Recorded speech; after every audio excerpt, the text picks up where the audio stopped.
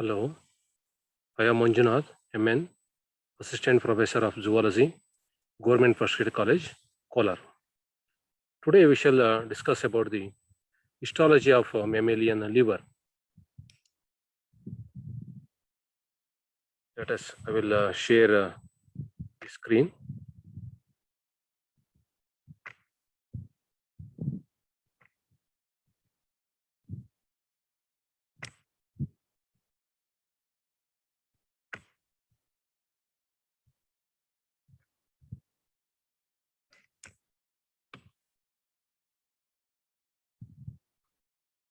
So liver is an endodermal origin and is the largest gland in the human body.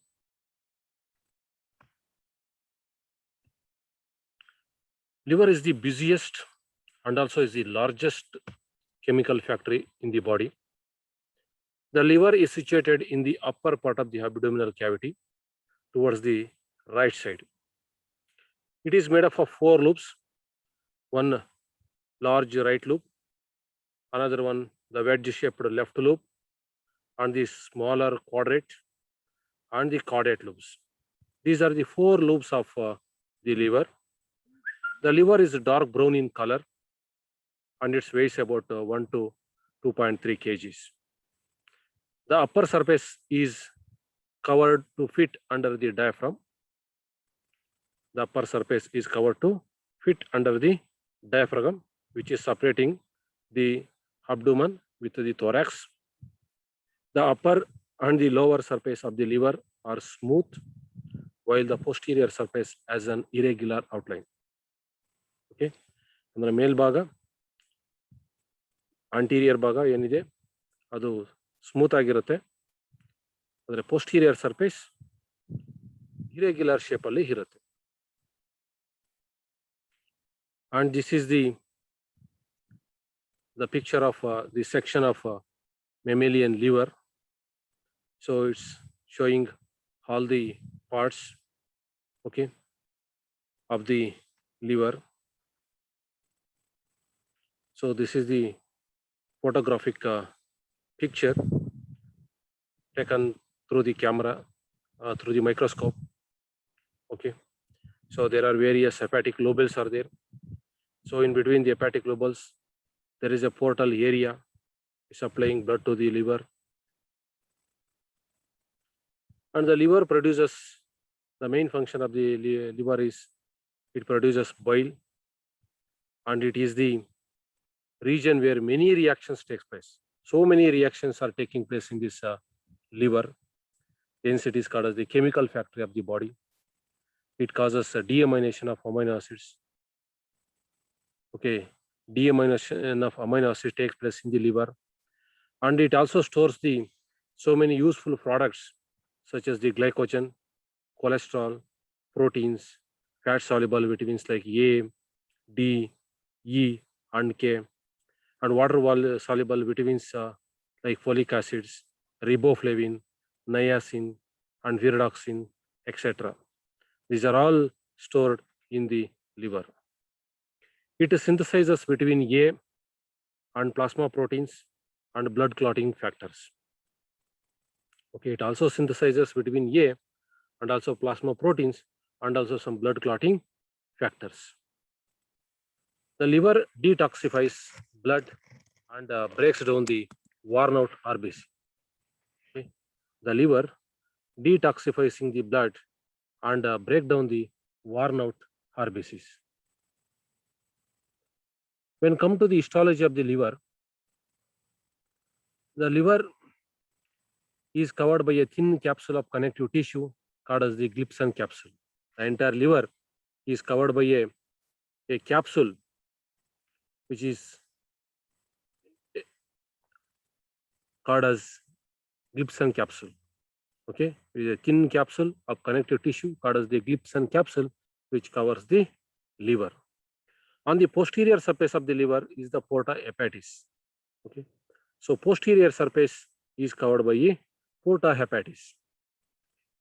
It is the point at which the portal vein and the hepatic artery enters. So through this porta hepatis, the portal vein and the hepatic artery enters into the liver, and the lymph vessels, the left and the right hepatic ducts leaves.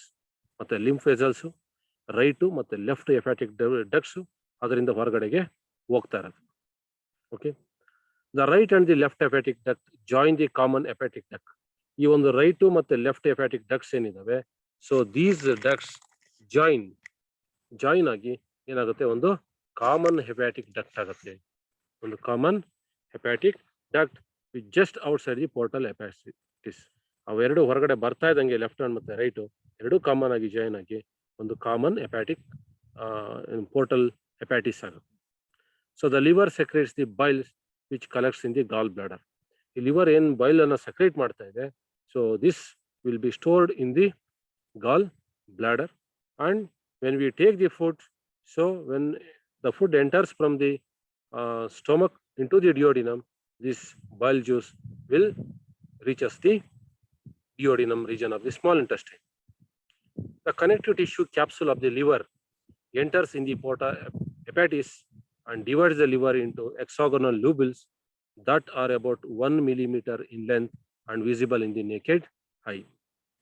Okay, the connective tissue capsule of the liver so enters in the porta hepatis and divides, okay, the liver into hexagonal lobules. Hexagonal shape ಇರತಕ್ಕಂತ ಲೋಬಿಲ್ಸ್ ಆಗಿ ಅದು divide ಮಾಡುತ್ತೆ. ಅವುಗಳ size ಎಷ್ಟಿರುತ್ತೆ ಅಂದ್ರೆ that are about 1 millimeter in length and they can be visible through our naked eye. The interlobular connective tissue is thin. ಆ interlobular connective tissue ಏನಿದೆ ಅದು thin ಆಗಿರುತ್ತೆ, is a thin. The interlobular connective tissue is more visible at the point where 3 or more lobules meet. ಅವು ಈ ಒಂದು 2 ಮತ್ತೆ 3 ಈ ಒಂದು lobules ಮೀಟ್ ಆಗಿರೋ ಕಡೆಗೆ ಏನಾಗಿರುತ್ತೆ, ಸೊ ಈ ಒಂದು ಇಂಟರ್ಲಬ್ಯುಲರ್ ಏನು ಕನೆಕ್ಟಿವ್ ಟಿಶ್ಯೂ ಏನಿದೆ ಅಲ್ಲಿ ಸ್ಪಷ್ಟವಾಗಿ ಕಾಣಿಸುತ್ತೆ. ಬಿಕಾಸ್ ಅಲ್ಲಿ ಚಿಕ್ಕಾಗಿರುತ್ತೆ, 2-3 ಮೀಟ್ ಆಗುತ್ತೆ ಅಲ್ಲಿ, ಆ ಒಂದು ಪಾಯಿಂಟ್ ಅಲ್ಲಿ ನಮಗೆ ಕ್ಲಿಯರ್ ಆಗಿ ವಿಸಿಬಲ್ ಕಾಣುತ್ತೆ. Okay, the liver lobule is an anatomical unit of the liver. ಈ ಒಂದು ಲಿವರ್ ಲಾಬ್ಯೂಲ್ ಏನಿದೆ, okay, this is the hepatic lobule. This hepatic lobule is an anatomical unit of the liver. Each liver lobule, ಈ ಒಂದು ಪ್ರತಿ ಒಂದು liver lobule, okay, are also called as hepatic lobule, is irregularly pyramidal, okay, or cylindrical in shape. ಅದು ಯಾವ ರೀತಿ ಇರುತ್ತಪ್ಪ ಅಂದ್ರೆ pyramidal shape ಇರುತ್ತೆ ಅಥವಾ ಸಿಲಿಂಡ್ರಿಕಲ್ ಶೇಪ್ ಇರುತ್ತೆ. and about 1 millimeter in length, ಸುಮಾರು 1 ಮಿಲಿಮೀಟರ್ ಲೆಂತ್ ಇರುತ್ತೆ, ಅಂಡ್ 2 ಮಿಲಿಮೀಟರ್ ಬ್ರೆಡ್ತ್ ಇರುತ್ತೆ, ಅಗಲ ಇರುತ್ತೆ. ಓಕೆ, 1 ಮಿಲಿಮೀಟರ್ ಉದ್ದ, 2 ಮಿಲಿಮೀಟರ್ ಅಗಲ ಇರುತ್ತೆ. ಇನ್ ಎ ಸೆಕ್ಷನ್, ಅದನ್ನ ಒಂದು ಸೆಕ್ಷನ್ ತಗೊಂಡಾಗ, ನಾವು ಕ್ರಾಸ್ ಸೆಕ್ಷನ್ ತಗೊಂಡಾಗ, the lobule is hexagonal shape. Okay, 6 angle ಇರ್ತಕ್ಕಂಥ ಒಂದು ಸ್ಟ್ರಕ್ಚರ್ ಇದು. ಸೊ ಹಾಗಾಗಿ ಇದು ಹೆಕ್ಸಾಗೋನಲ್ ಶೇಪ್ ಅಲ್ಲಿ ಇರುತ್ತೆ. The lobule has 2 parts. ಈ ಲೋಬ್ಯೂಲ್ ಅಲ್ಲಿ 2 ಪಾರ್ಟ್ಸ್ ಇದೆ. One is the hepatic parenchyma. ಒಂದು hepatic parenchyma that is made up of the hepatic cords. Okay, that is hepatic parenchyma made up of cells called as the hepatocytes. Okay, and a system sinusoid in which blood flows. Okay, ಈ ಒಂದು hepatic parenchyma ಇದೆ. So this hepatic parenchyma is made up of cells. In between these cells there is a sinusoid. So ಈ ಒಂದು sinusoid ಮೂಲಕ blood flow ಆಗ್ತಾ ಇರುತ್ತೆ. Each hepatic lobule has in the centre. ಪ್ರತಿ ಒಂದು ಹೆಪಾಟಿಕ್ ಲಾಬ್ಯೂಲ್ ಅಲ್ಲಿ ಒಂದು ಸೆಂಟರ್ ಅಲ್ಲಿ ಒಂದು ವೆನ್ಯೂಲ್ ಇದೆ. Centre has a venule. Okay, so lined by the endothelial cells. ಈ ಒಂದು ವೆನ್ಯೂಲ್ ಅನ್ನ ಒಂದು ಎಂಡೋಥಿಲಿಯಲ್ ಸೆಲ್ಸ್ ಲೈನಿಂಗ್ ಆಗಿರುತ್ತೆ. Central venule which is present in the centre of each lobule. The hepatocytes, ಆ ಸೆಲ್ಸ್ ಏನಿದಾವೆ ಹೆಪಾಟಿಕ್ ಕಾರ್ಡ್ಸ್ ಅಲ್ಲಿ, cells that is hepatocytes are arranged in the form of interconnecting plates called the hepatic cords. ಅವು ಒಂದಕ್ಕೊಂದು ಏನಾಗ್ತಾ ಇರುತ್ತೆ, interconnect ಆಗಿರುತ್ತೆ cells. The cells R interconnecting one by one another, okay, to form a cord or thread like structure. Okay, ಒಂದು cord ತರ formation ಆಗಿದೆ. So which are radiating from the central venule. ಅವೆಲ್ಲ ಕೂಡ ಏನಾಗಿರುತ್ತೆ, ಒಂದು central venule ಇಂದ ಏನಾಗಿರುತ್ತೆ, radiate ಆಗಿರುತ್ತೆ. ಓಕೆ, ಹೊರಗಡೆಗೆ ಹೋಗಿರುತ್ತೆ. The hepatic cords are supported by reticular fibers. ಈ ಒಂದು ಹೆಪಾಟಿಕ್ ಕಾರ್ಡ್ಸ್ ಅನ್ನ ಯಾವುದು ರೆಟಿಕ್ಯುಲರ್ ಫೈಬರ್ಸ್ ಸಪೋರ್ಟ್ ಮಾಡುತ್ತೆ. Okay, so the hepatic cords form the secretory part of the liver. So ಈ ಒಂದು ಲಿವರ್ ಏನು ಬೈಲ್ ಜ್ಯೂಸ್ ಅನ್ನು ಸೆಕ್ರೇಟ್ ಮಾಡ್ತಾ ಇದೆ ಅಥವಾ ಫಂಕ್ಷನ್ ಮಾಡ್ತಾ ಇದೆ, that function is perform by this hepatic card made up of the hepatocytes, that is the parenchyma cells. Okay, so the hepatocytes are large polyhedral cells. These hepatocytes are the large polyhedral cells with a distinct cell boundaries. ಒಂದು distinct cell ಬೌಂಡ್ರಿಯನ್ನ ಹೊಂದಿರತಕ್ಕಂಥ, ಸ್ಪಷ್ಟವಾದ cell ಬೌಂಡ್ರಿಯನ್ನ ಹೊಂದಿರತಕ್ಕಂಥ, and also a large nucleus, ದೊಡ್ಡದಾಗಿರ್ತಕ್ಕಂಥ nucleus ಅನ್ನ ಹೊಂದಿರತಕ್ಕಂಥ ಮತ್ತು ಸ್ಪಷ್ಟವಾಗಿರ್ತಕ್ಕಂಥ, ದೊಡ್ಡದಾಗಿ ಸ್ಪಷ್ಟವಾಗಿ a prominent nucleus are present in this hepatocytes. Numerous mitochondria, Golgi apparatus, and rough endoplasmic lump are also prominent. Because it is a secretory in function, so it is very essential of this mitochondria and Golgi complex and endoplasmic reticulum. Hence, these parts are very prominent in these hepatocytes. The cells have plenty of the stored material. Okay, ಮತ್ತೆ ಇದ್ರ ಜೊತೆಗೆ cells ಅಲ್ಲಿ ಸಾಕಷ್ಟು stored materials ಈ ಒಂದು cells ಅಲ್ಲಿ ಇರುತ್ತೆ.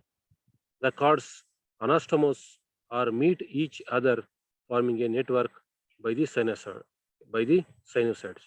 ಇವೆಲ್ಲ ಏನಾಗಿರುತ್ತೆ, ಒಂದ್ರ ಪಕ್ಕ ಒಂದು, ಓಕೆ, ಒಂದಕ್ಕೊಂದು ಪರಸ್ಪರ ಒಂದಕ್ಕೊಂದು ಏನಾಗಿರುತ್ತೆ, ಸೊ ಮೀಟ್ ಆಗತ್ತೆ, ಒಂದಕ್ಕೊಂದು ಮೀಟ್ ಆಗತ್ತೆ, ಫಾರ್ಮಿಂಗ್ ನೆಟ್ವರ್ಕ್. ಆ ರೀತಿ ಮೀಟ್ ಆಗಿ ಏನಾಗುತ್ತೆ, ಒಂದು ನೆಟ್ವರ್ಕ್ ಫಾರ್ಮೇಶನ್ ಆಗತ್ತೆ.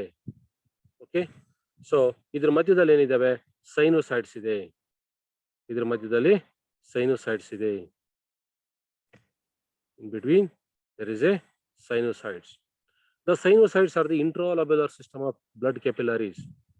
Sinusoids ಯಾವುದಿದು, ಇಂಟ್ರಾಲಬ್ಯುಲರ್, ಎರಡು ಲಾಬ್ಯುಲರ್ ಮಧ್ಯದಲ್ಲಿ ಇರತಕ್ಕಂಥ ಒಂದು blood system of blood capillaries that separate hepatic cords. Hepatic cords ಅನ್ನು ಸಪರೇಟ್ ಮಾಡ್ತಾ ಇರತಕ್ಕಂಥ ಒಂದು ಬ್ಲಡ್ ಕೆಪಿಲರೀಸ್.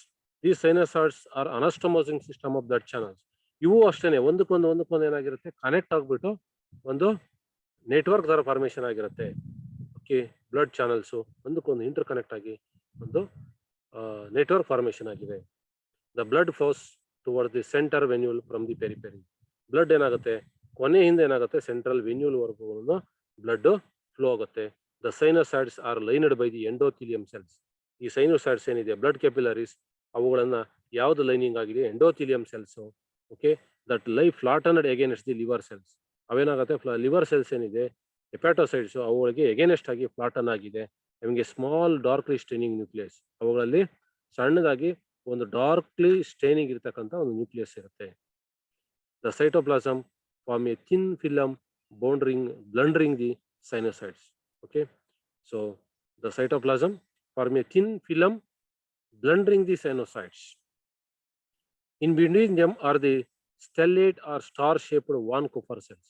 ಇವುಗಳ ಮಧ್ಯದಲ್ಲಿ ಸ್ಟೆಲ್ಲೇಟ್ ಶೇಪ್ ಇರತಕ್ಕಂಥ ಆರ್ ಸ್ಟಾರ್ ಶೇಪ್ ಇರತಕ್ಕಂಥ, ಓಕೆ, ಒಂದೇನಪ್ಪ ಅಂತಂದ್ರೆ ಸೆಲ್ಸ್ ಇದಾವೆ, they are called the von Kupffer cells ಅಂತ. ಅವುಗಳನ್ನೇನು ಕರಿತೀವಿ, ವಾನ್ ಕೂಪರ್ ಸೆಲ್ಸ್ ಅಂತ ಕರೀತಾರೆ.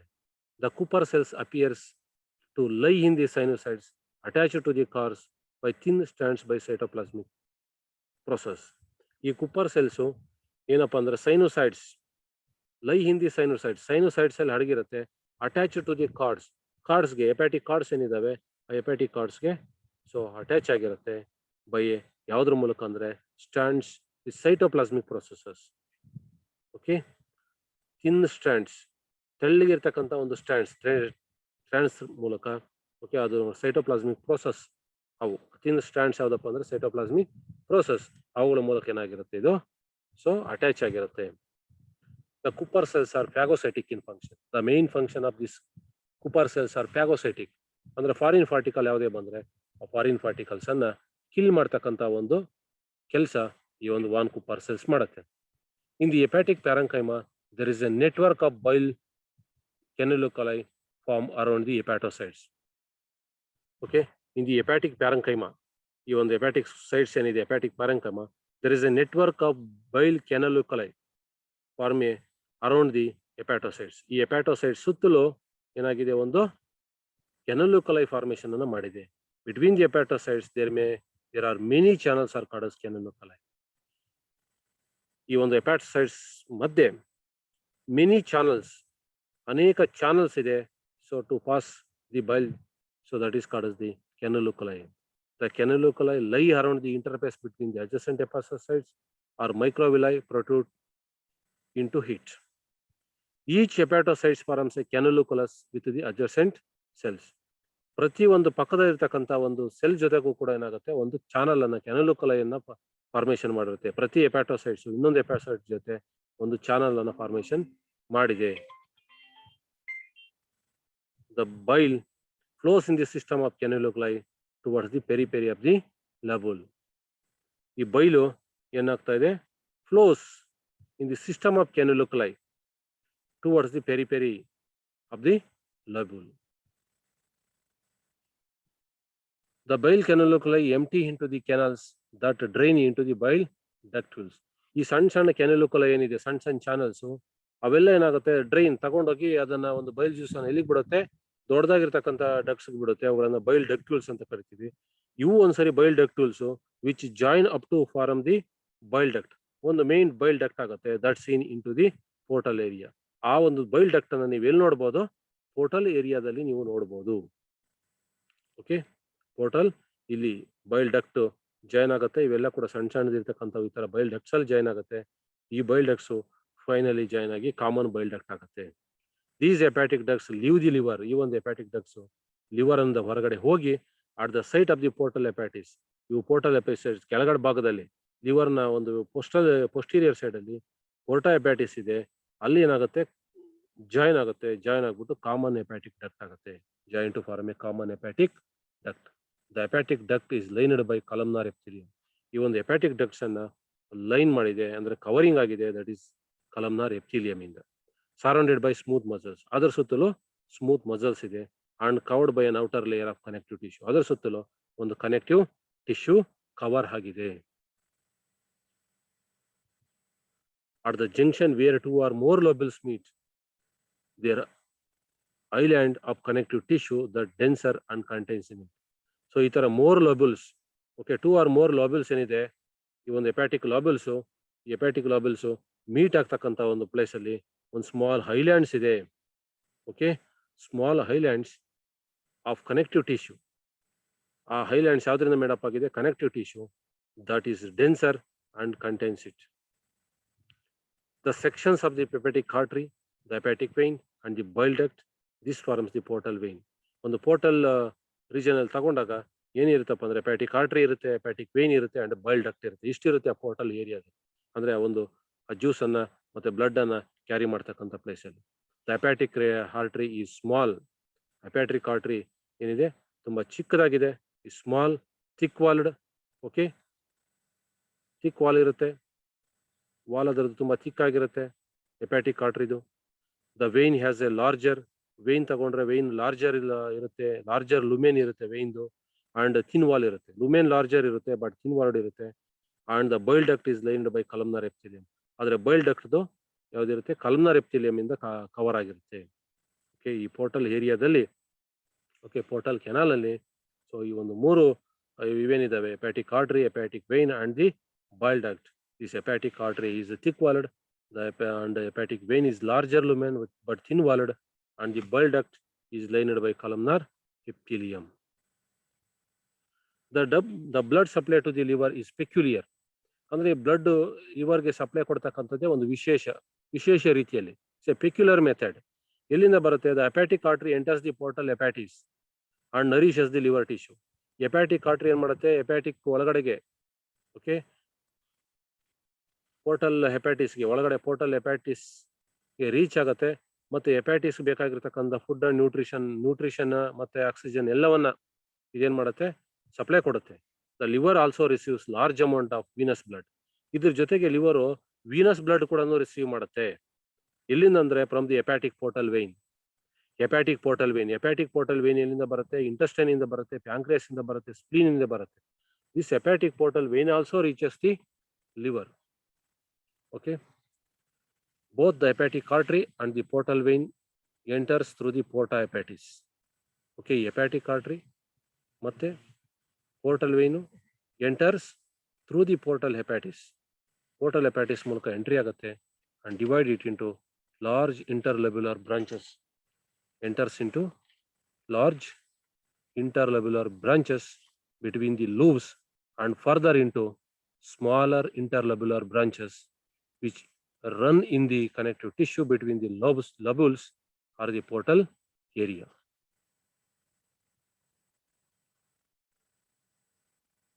The branches encircle the loops and enters into a fine capillaries forming the sinusoids.